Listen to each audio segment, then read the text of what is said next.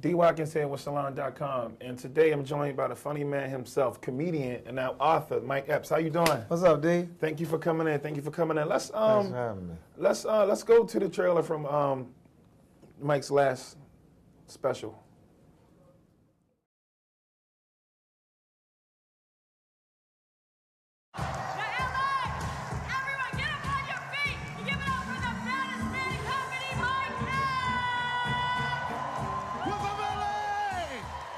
Where the weed at? I ain't bullshitting. Where that weed at?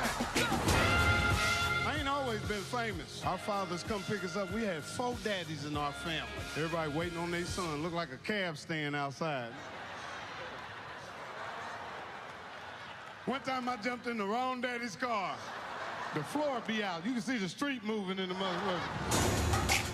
I was watching Good Morning America with my mother. 2 Chainz was rapping, and my mother said, "Whoop, Whoopi Goldberg rapping now." I said, "Mama, my kids, I guess because I'm a comedian, they think they can play with me." My one little daughter talking about, "What's up, Day-Day?" I was like, "What'd you fuck you just say to me? Call me Day-Day again. Or kick that pamper off your ass." Where the stepfathers at in here tonight? Little boys don't like when you fucking their mama. Mama, Melvin in there eating our snacks, man. Melvin don't eat that stuff. That's when the little boy go crazy. That's his 3rd Capri Sun!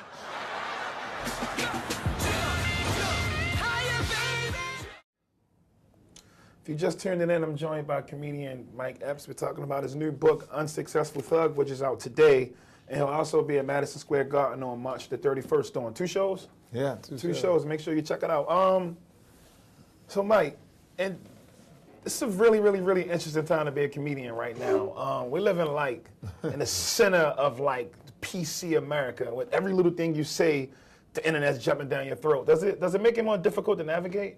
You better believe it. I mean, you know, I think that you're right. It's sensitive right now, and we used to have the green light to say anything we want, but we seem to be getting in trouble for it too. You say a joke, you say the wrong joke, and you'll have somebody out there with a picket sign. It's like Mike Epps doesn't like black people. Yeah.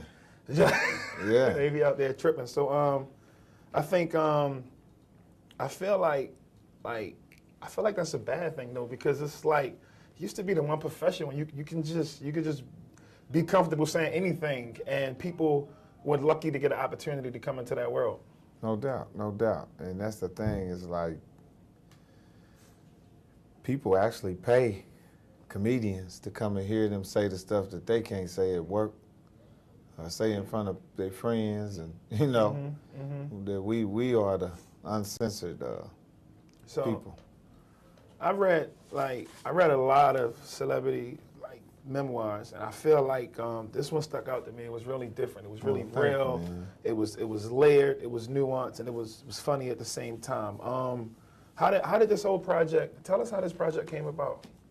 Well, you know, I've been in the business for over 20 years, telling jokes and stuff, and it's time to fly, don't it? Yeah, time do fly. I remember just starting, and I said, I've been going through my career telling people my story, you know, for years, and people were like, "Oh man, some of them stories is crazy." And people used to tell me I always write a book, and I said, you know what, I'm gonna go ahead and write one, man. I wanted to leave something, you know, God forbid anything happened, but I wanted to leave something for my kids and my audience members to.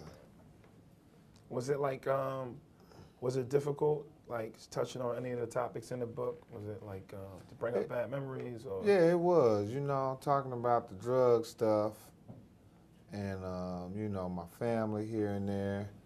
Yeah, it was sensitive, but, you know, truth's to set you free. Yeah, I feel like sometimes, like, we have to expose the people that was, you know, that did bad things to us the same way we have to expose the people that did good things too, and then whatever happens, happens. You think you'll get any negative feedback from like a cousin or something? Like, come on, man. Yeah. Like, you know, about that time The good thing that I got on my side, everybody that I'm talking about in there, I've been paying them. for years. So Right. Don't bite the hand. yeah, I'm like, oh, remember that money I've been giving you?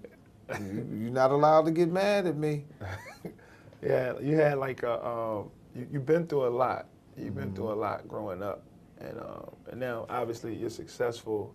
How do you explain the balance of taking that resiliency you learned from some of the rough things some of the things you write about in the book, your living situation, and some of the criminal activity and things like that. But how do you take the resiliency that comes through making it through those situations and transfer that to your kids now?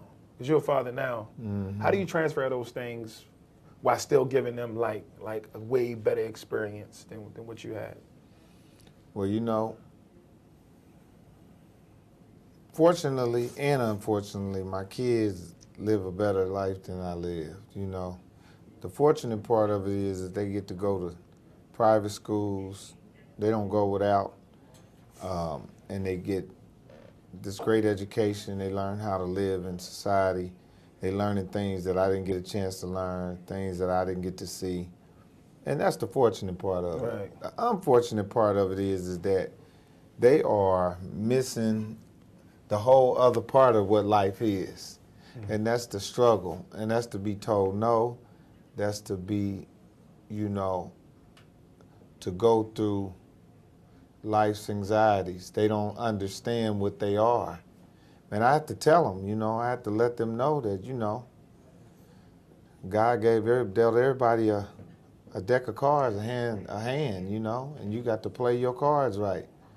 Like, is it possible? Like, is it even possible to be able to get them that same experience? Because I mean, I know you feel it's valuable. Like, Mike Epps wouldn't be Mike Epps if you didn't go through some of these things. So it's like, you know, like, if I have kids, they're probably going to grow up like drinking almond milk, and like they won't know what life is like, you know, without having like a Vitamix. You know what I'm saying? You know what I'm saying? But then but when I grew up, it's like Baltimore, the 1990s crack era. It's like shootouts, you know. Now it's almond milk. So it's like, how would a person be able to, like, you know, just show, like, you know, like this is what it could be, this is what it is, or it just doesn't happen like that? Do I send them to volunteer at a youth camp or something? No, it don't work like that, man. Unfortunately, man. I mean, you know, in life, experience is the best teacher for every human being on this earth.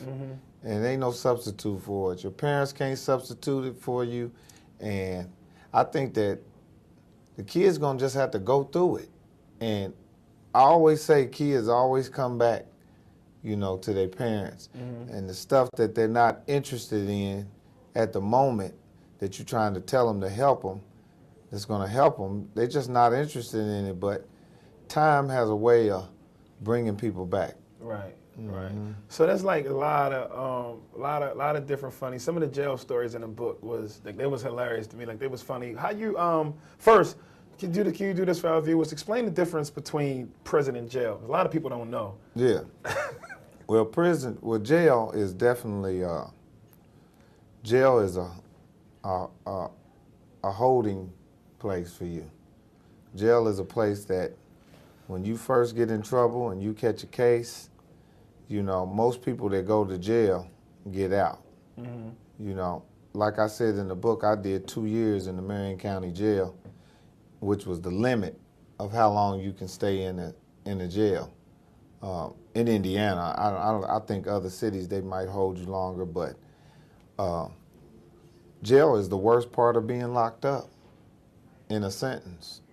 And, you know, you go to jail and you ask guys, you know, how you feel about being here, and they always say stuff that they say this one thing that always shock people. I'm ready to go to prison. And people's like, what? Ready to go to prison? Because, you know, prison is when, you know, you're not free, but life starts in your sentence. You know, you get a little bit more elbow room, you can get your program going. You can go to school, you can go out on the yard, you can work. Jail is just, you know, stale air, everybody piled on top of each other. It's a worrying moment. because most of the guys haven't been sentenced. They don't know how much time they're going to get. Right. So that's what you're dealing with in there, is a bunch of people that's on edge, you know. Don't nobody know what's going to happen to them.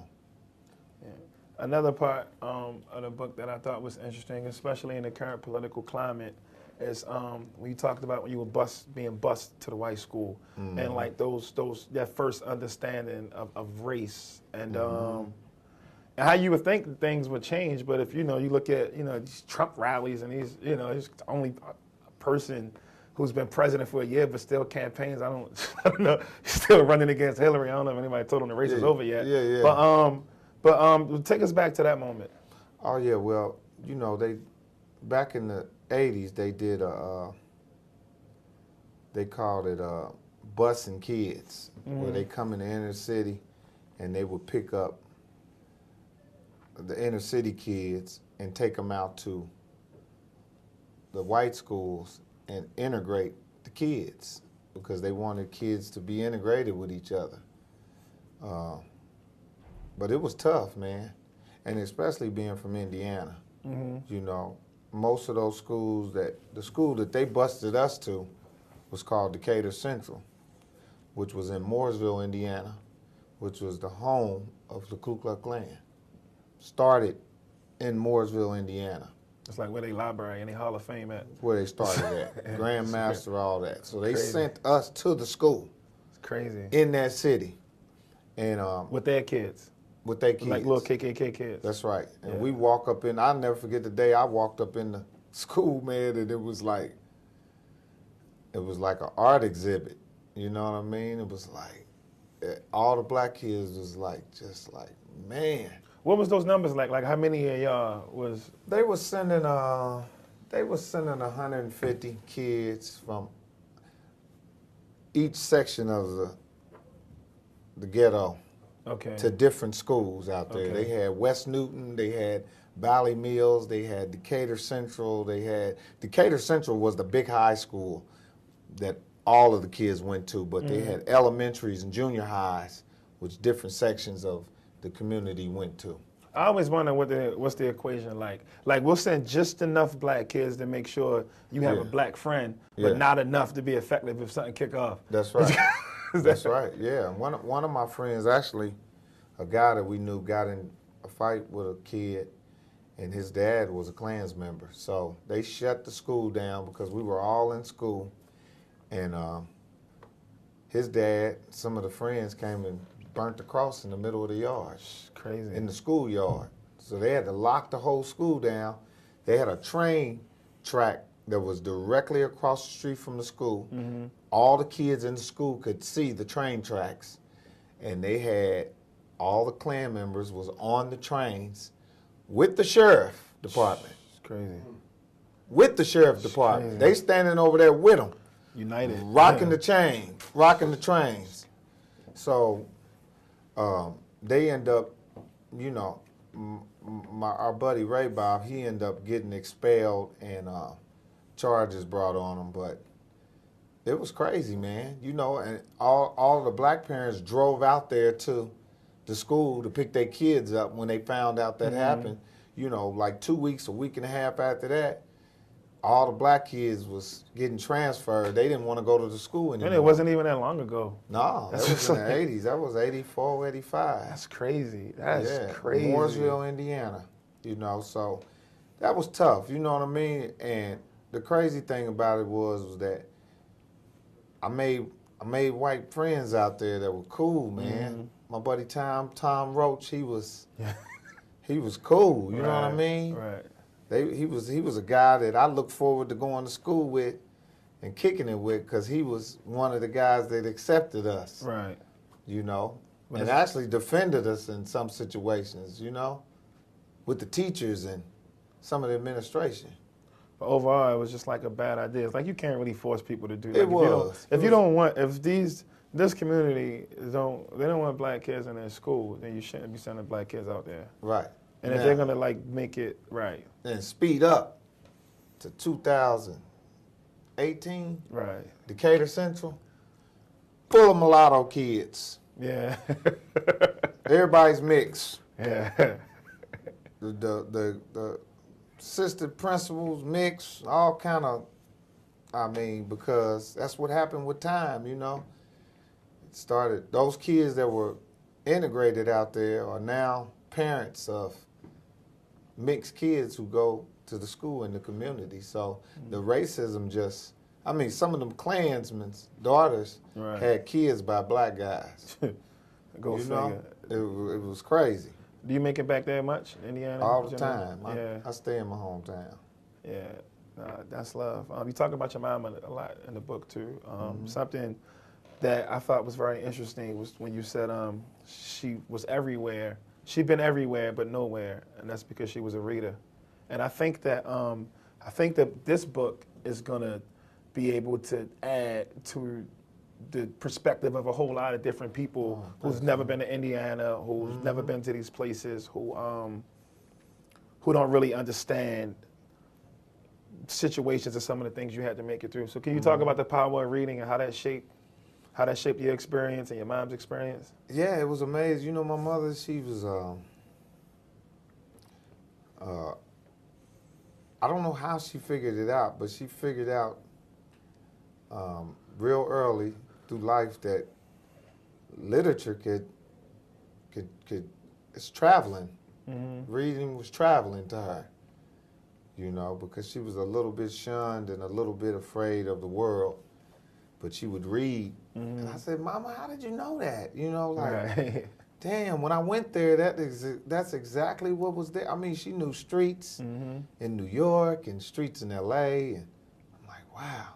So, you know, she taught me that reading was traveling, that a lot of times you didn't have to go see nothing. Right. You could read about it, and whatever your perception was of what you read was what it was. Because a lot of times I would read about stuff, and I seen stuff, and I seen pictures of New York, and when I got here, the actual pictures were nothing like what I read. Right. You know? And some places was exactly what I read and seen.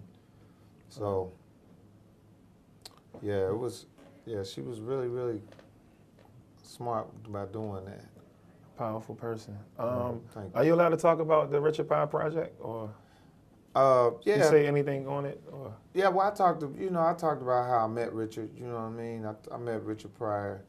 His wife reached out to me years ago and told me that Richard asked for me to play him in a movie. Right. You like the only guy I can think of that can do it. Like, you got to be the only guy that can do it. I appreciate it. You know, it's one of them projects, man, that Richard wasn't an easy guy. Right. So making a movie about him, that ain't gonna be easy, man. Yeah, but you know, the Oscar coming. The Oscar coming, man. Yeah. Nah, you gonna kill it, man. Tell everybody where you're gonna be at, where they can get the book. Oh, I'm gonna get something to eat after this, but you can get my book at Barnes and Noble, and you can get it in Amazon, and you can also get it. My auntie is selling them too, so she's selling them at the church. They got a liquor store on 25th and College. You can get it from.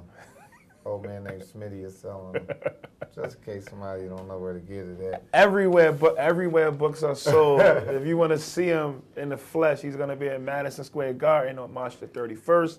Thank you for coming out. Thanks, D. Have a blessed one. You too.